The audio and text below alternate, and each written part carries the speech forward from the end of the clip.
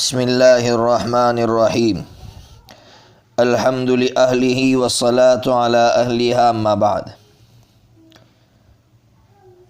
عرب society میں ایک عجیب و غریب رسم یہ تھی کہ ایک لڑکے کو منہ سے کہہ دیتے کہ یہ میرا بیٹا ہے تو اس کو حقیقی خون کا بیٹا سمجھنے لگتے۔ حضرت نبی پاک صلی اللہ تعالیٰ علیہ وسلم جب مدینہ منورہ تشریف لے گئے، حضرت نبی پاک صلی اللہ تعالیٰ علیہ وسلم سے اللہ تعالیٰ نے یہ فرمایا کہ اے میرے پیارے، اس رسم کو ختم کرنا ہے۔ اب آپ تھوڑی توجہ دیجئے گا کہ رسم کو ختم کرنے کا ایک طریقہ تو یہ ہے کہ اعلان کروایا جائے، بیانات کیے جائے۔ حضرت نبی پاک صلی اللہ تعالیٰ علیہ وسلم سے اللہ تعالیٰ نے یہ نہیں فرمایا کہ اے میرے پیارے جاؤ جا کر اعلان کرو، بیانات کرو۔ فرمایا نہیں، عمل کرو۔ کیسے عمل کرو؟ تو اللہ تبارک و تعالیٰ نے فرمایا کہ جو زید ہے، جو تمہارا منہ بولا بیٹا ہے، حقیقی بیٹا نہیں ہے، تو لوگ ان کو آپ کا حقیقی بیٹا سمجھ رہے ہیں اور ان کی بیوی کو آپ کی حقیقی بیوی سمجھ رہے ہیں۔ تو اب زید جب طلاق دے دے زینب کو تو تم زید کی بیوی سے نکاح کر لو، شادی کر لو۔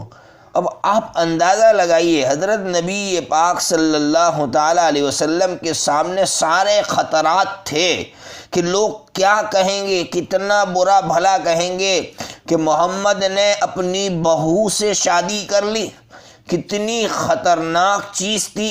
اس کے باوجود حضرت نبی پاک صلی اللہ تعالیٰ علیہ وسلم نے حضرت زینب سے شادی کر کے اس رسم کو توڑا، جس کا نتیجہ یہ نکلا کہ لوگوں نے آپ کو بہت ستایا، بہت برا بھلا کہا۔ اس لیے قرآن مجید میں آپ جب یہ جو مسئلہ قرآن مجید نے بیان کیا ہے وہ 22ویں پارے میں بیان کیا ہے، جہاں سورہ احزاب میں اللہ تعالیٰ نے غزوہ خندق کا ذکر فرمایا ہے، یعنی جس غزوے میں، جس جنگ میں حضرت نبی پاک صلی اللہ تعالیٰ علیہ وسلم کو بہت زیادہ ستایا گیا، جسمانی اعتبار سے ستایا گیا، ذہنی اعتبار سے ستایا گیا۔ پھر جب آپ نے یہ رسم ختم کی تو آپ کو ستانے کی انتہا نہیں رہی، بے انتہا آپ کو ستایا گیا۔ لیکن اللہ تبارک و تعالیٰ نے پوری انسانیت سے یہ کہا کہ رسم اگر رہے گی تو دین مشکل ہو جائے گا، دین تنگ ہو جائے گا۔ آج لوگ ہم سے پوچھتے ہیں کہ مولانا آپ رسومات کے پیچھے پڑے ہوئے ہیں، آپ بار بار اس پہ بیانات دے رہے، آخر نقصان کیا ہے؟ سب سے بڑا نقصان یہ ہے کہ وہ اسلام جو سب سے سمپل مذہب تھا، سب سے آسان مذہب تھا، وہ اسلام سب کے لیے مشکل بن جائے گا۔ اور جب اسلام مشکل بن گیا تو یاد رکھنا، اگر کوئی اسلام کو مشکل سمجھ کر اسلام قبول نہیں کر رہا ہے تو اس کے ذمہ دار ہم ہوں گے۔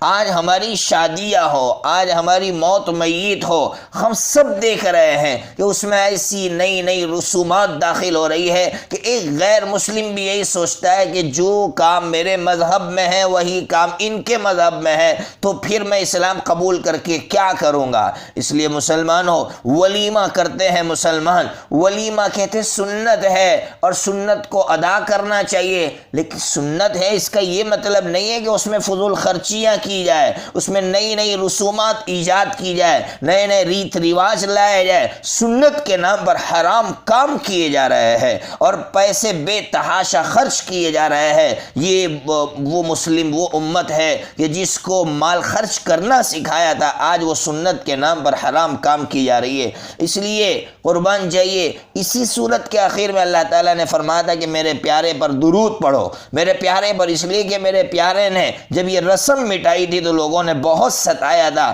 اس لیے اس نبی سے محبت کا تقاضا یہ ہے کہ تم درود پڑھو اور رسومات کو ختم کرو۔ اللہ تبارک و تعالی مجھے بھی عمل کی توفیق عطا فرمائے، آپ کو بھی عمل کی توفیق عطا فرمائے۔